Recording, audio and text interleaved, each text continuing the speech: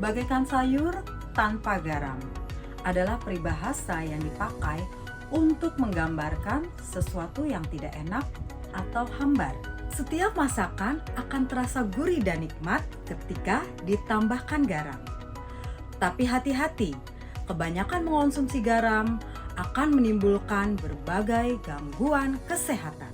Nah dok, jadi tadi ada organ otak, organ jantung, organ ginjal, berarti penyakit-penyakit yang muncul akibat garam berlebih apa aja nih dok? Yang sering kita tahu kan hipertensi, ya kan? Ya, itu kalau sebenarnya garam berlebih atau hipernatremi itu lebih ke dampak ya. Jadi kalau hipertensi ini kan sebetulnya faktornya banyak. Memang salah satunya tadi itu karena faktor genetik beberapa orang yang sensitif terhadap natrium, jadinya dia lebih mudah hipertensi. Tapi sebenarnya kan terjadinya hipertensi itu tidak hanya disebabkan karena garam aja kan, tapi lebih multifaktor, terutama ke gaya hidup ya. Mungkin dia sensitif garam, tapi gaya hidup yang lainnya baik misalnya. Ya belum tentu dia akan mengalami hipertensi misalnya gitu. Jadi banyak faktornya. Tapi kalau kita sebut hipernatremi itu mungkin lebih ke dampak dari beberapa penyakit. Karena kalau misalnya kita dehidrasi itu pun bisa terjadi hipernatremi. Ya karena air di dalam tubuh kita banyak yang keluar tapi natriumnya nggak ikut keluar, itu bisa akhirnya terjadi hipernatremi. Jadi dia lebih ke dampak sih ya. Kalau penyebab ya mungkin karena hipertensi tadi itu pun dia tidak satu-satunya penyebab. Kalau yang sudah gagal ginjal dok, itu ada efek juga nggak dari hipernatremi itu? Pasti, karena tadi kan ginjal tuh termasuk salah satu organ yang mengatur keseimbangan natrium ya. Jadi pada orang dengan gagal ginjal itu bisa terjadi dua-duanya, bisa terjadi hiponatremi ataupun hipernatremi, karena dia kan termasuk organ yang menyeimbangkan, jadi ada errornya pasti gitu. Kalau terjadi hiponatremi juga bisa, jadi dia misalnya terlalu ngeluarin natrium terlalu banyak, tapi airnya nggak banyak yang dikeluarin, jadinya nggak seimbang antara natrium sama air, dia jadinya hiponatremi. Atau kebalikannya, dia lebih ngeluarin banyak air daripada natriumnya, akhirnya natriumnya di dalam tubuh masih terlalu banyak, akhirnya nggak seimbang. Harusnya kan seimbang antara natrium dan air. Nah, kalau pada gangguan ginjal, gagal ginjal tuh bisa terjadi kedua-duanya. Dan ini agak susah mengobatinya, karena yang salah kan di ginjalnya ya. Jadi untuk mengobati itu kadang hanya memberikan ya kayak misalnya kalau kurang natrium ya kita kasih natrium gitu, kita kasih garam orangnya. Tapi kalau kelebihan ya kita batasi garamnya gitu aja. Gak susah kalau yang rusak udah ginjalnya. Gitu.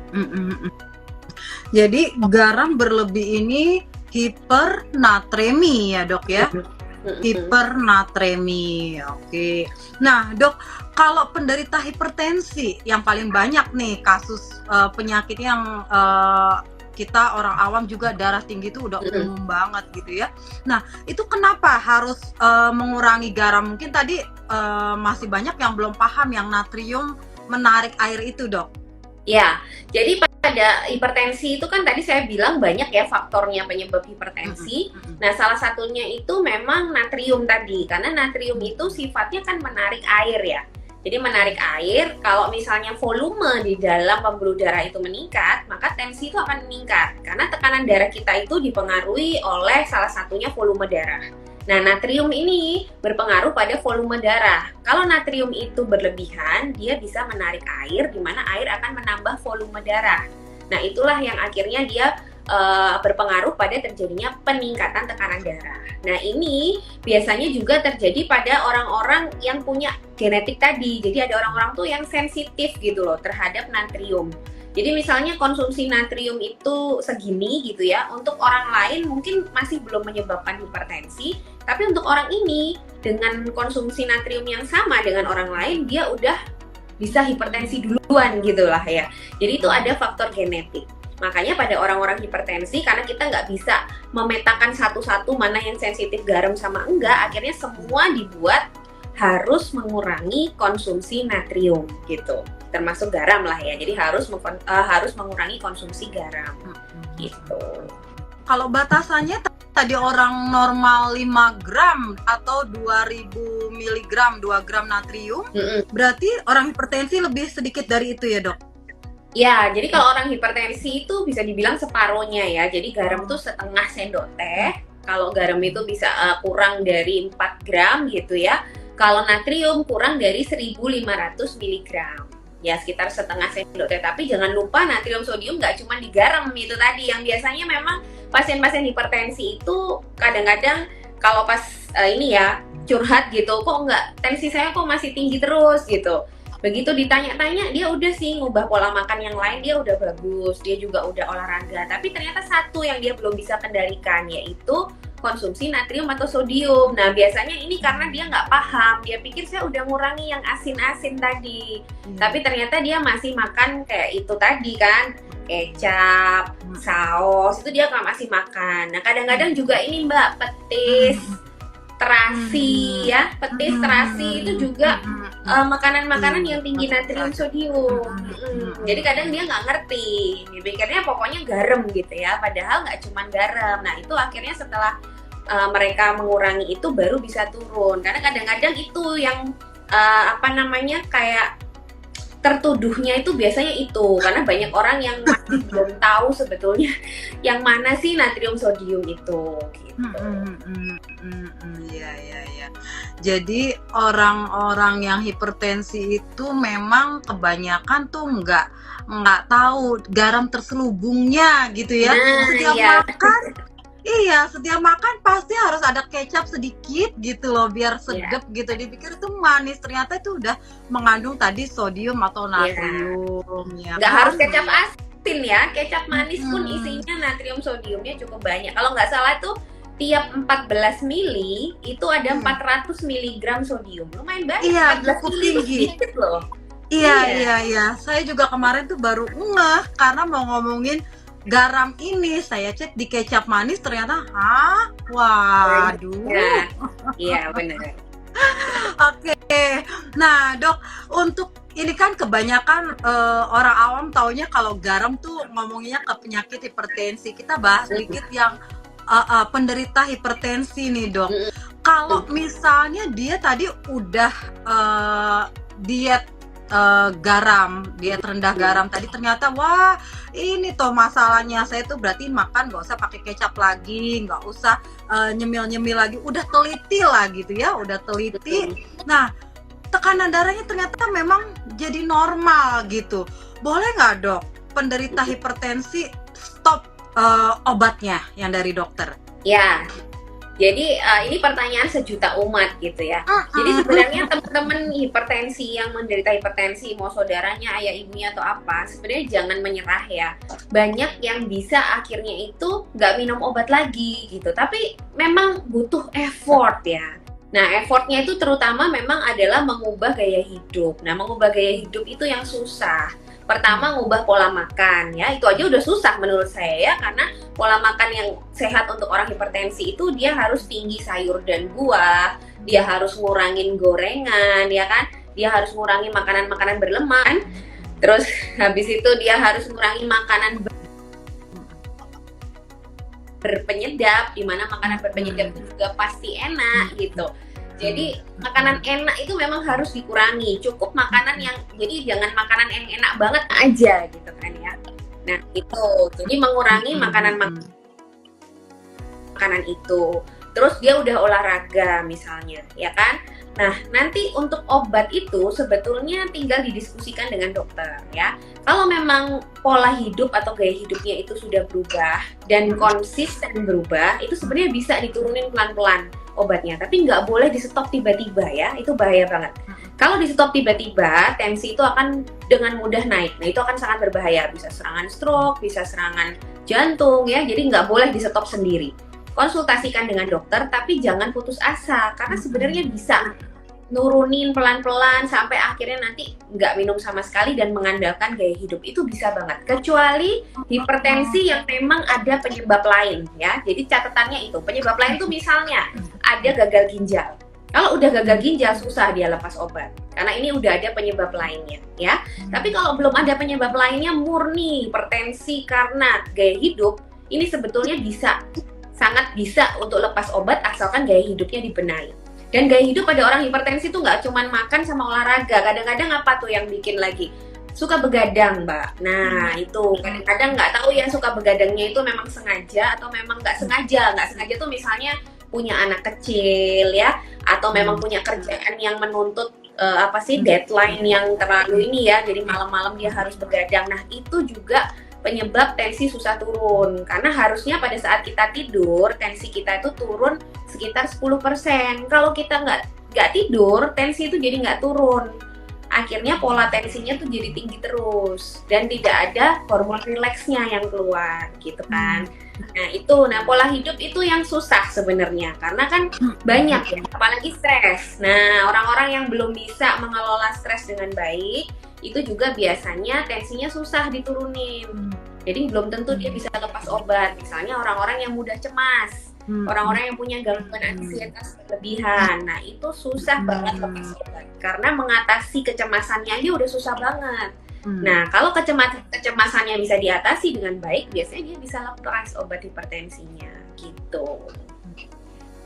Oke, ya ini penderita hipertensi nih, semangat ya, semangat. Jadi bukan sekedar garamnya aja nih yang dikurangin ya, ada banyak gaya hidup yang lain tuh, tidur tadi ya, kadang-kadang kita lupa tuh ya. Oke. Dok, masih ngomongin garam, ini garam-garam nih hit sekarang, garam Himalaya atau low sodium salt. Iya, gimana nih dok? Bedanya terus ngefek nggak sih sebenarnya atau hanya trik marketing aja dok? Oke. Jadi kalau garam Himalaya itu isinya juga sama kok, natrium juga. Jadi sama dengan garam dapur, bedanya itu nggak jauh. Kalau nggak salah cuman beda 25 mg atau 50 mg, aku lupa ya. Jadi nggak berbeda jauh. Kalau kelebihan tetap, kalau lebih dari 2000 mg ya tetap aja nggak boleh, gitu kan. Nah, kalau yang Lolosa itu sebetulnya betul dia bisa menggantikan karena isinya bukan natrium tapi kalium. Gitu. Jadi dia memang bisa menggantikan mungkin untuk orang-orang yang sensitif terhadap natrium, dia bisa pakai garam ini. Tapi hati-hati karena dia isinya kalium, ini benar-benar nggak boleh diberikan pada orang yang sudah ada gangguan ginjal. Karena kalium itu kalau berlebihan pada orang yang gangguan ginjal sangat berbahaya. Ya, karena kalium yang tinggi itu bisa menyebabkan serangan jantung mendadak, ya, kematian mendadak. Itu aja catatannya. Jadi kalau misalnya belum ada gangguan ginjal, terus memang dia sensitif terhadap natrium, hipertensinya agak sulit dikendalikan, dia mau mengganti dengan garam yang Lolosa itu boleh ya, boleh banget. Tapi konsultasiin sama dokter, jangan-jangan udah ada gangguan ginjal. Nah, itu dulu yang screening ya. Kalau dia udah ada gangguan ginjal, tidak boleh. Jadi lebih baik mengurangi jumlah garam. Kalau antara garam Himalaya dan garam dapur, sebenarnya ini trik marketing aja sih. Karena dia sama-sama isinya natrium atau sodium, tinggal jumlahnya aja diatur gitu. Jadi yang bahaya tuh bukan garamnya tapi jumlahnya sebenarnya kan. Kalau garamnya kan sama-sama isinya natrium dan sodium gitu. Mau garam Himalaya, mau garam batu, mau garam gunung, mau garam laut, semuanya isinya natrium sodium. Yang penting jumlahnya tetap harus diatur gitu. Iya. Nah, dok, ada nggak alternatif dok pengganti garam deh? Supaya tuh masakan tetap enak gitu, pakai apa gitu, atau ada rempah apa gitu dok? Iya, ini kalau saya nggak salah ya, ini saya baca di buku gizinya untuk orang-orang ginjal hipertensi itu katanya disuruh mengganti ke kunyit, ketumbar, apalagi ya, aku nggak pinter masak sih, kunyit, ketumbar, pokoknya yang alami-alami gitu nggak apa-apa. Nah, sebenarnya garam pun kan sebenarnya nggak apa-apa ya Mbak. Jadi kuncinya gini teman-teman. Kalau mau masak sendiri, ya memang kalau untuk orang-orang yang udah hipertensi atau apa, memang paling aman itu masak sendiri. Karena kalau masak sendiri kita bisa ngatur kan, penyedapnya berapa, garamnya berapa, kita bisa ngatur. Yang penting ukurannya adalah makanan ini cukup berasa saja, tapi nggak usah perlu enak banget kayak di restoran. Karena kalau enak banget di restoran, pasti tinggi MSG, pasti tinggi penyedap, itu pasti. Gitu. Jadi kalau untuk orang hipertensi, amannya ya masak sendiri. Dengan garam secukupnya, yang penting dirasa itu ada rasanya. Jangan dikasih makanan yang nggak berasa, kasihan ya, dia nggak akan mau makan kan. Gitu, padahal kita juga butuh garam tadi. Garam nggak boleh kurang, nggak boleh nol, tetap harus ada. Makanya ukurannya adalah makanan yang dimasak itu masih ada rasanya. Cukup ada rasanya saja, tapi tidak perlu sampai sedap sekali gitu ya. Nah itu, kalau sedap sekali itu udah makanan restoran, itu pasti tinggi natriumnya. Gitu aja sih gampangnya. Jadi nggak perlu yang sampai di apa ya, kadang-kadang kan sampai ditimbang Ekstrim ya. Nggak ya, usah. itu nggak usah sebenarnya teman-teman ya. Yang penting cukup ada rasanya aja. Itu biasanya sedikit banget itu udah ada rasanya. Tapi nggak perlu sampai enak sekali. Itu untuk orang yang hipertensi. Sekali lagi kalau orang ini masih normal, sebenarnya nggak masalah gitu ya. Cuman ya hati-hati, tetap jangan terus digas makan semuanya terus akhirnya hipertensi ya, jangan ya. Jadi tetap pola makan, gaya hidup itu tetap berperan kalau kita nggak mau sakit-sakit yang kronis-kronis itu gitu. Iya. Ya, Tapi mungkin masih ada lagi yang mau disampaikan, silakan dok. mungkin gini ya penekanannya, tidak ada makanan itu yang jahat ya teman-teman.